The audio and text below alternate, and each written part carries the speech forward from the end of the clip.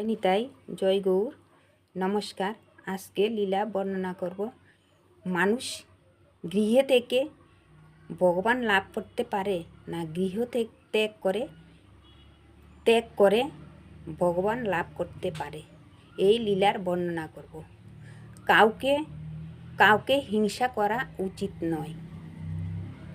সংসারে থাকিয়া সাধনা করিলেই মুক্তি লাভ হয়। সন্ন্যাস গ্রহণের প্রয়োজন হয় না। হিংসা করা উচিত নয়।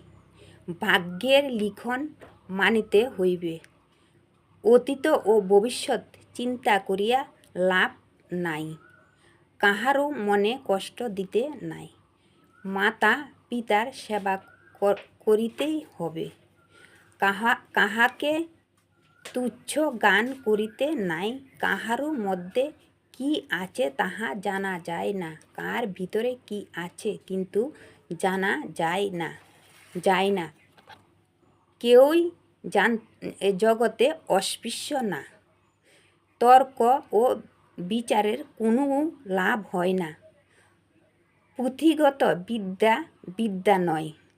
যে আমরা বই পড়ি তা বিদ্যা নয়। বিদ্যা জানতে হলে অনেক কিছু করতে হয়। সর্বদা মাথা উঁচু করে চলবেন।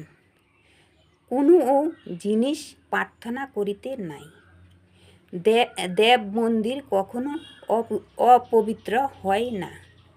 দেব মন্দির কখনো অপবিত্র হয় না, সর্বদাই পবিত্র থাকে।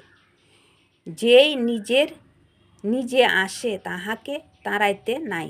যখন কোনো ব্যক্তি আপনার বাড়িতে নিজে আসে তখন তাকে তাড়াতে নেই। উৎসব মনকে পবিত্র করে। ভগবানের সেবা বা পূজা হলো মুক্তি পাওয়ার জন্য। তাই ভগবানের চরণে নিজেকে অর্পণ করে দেওয়া।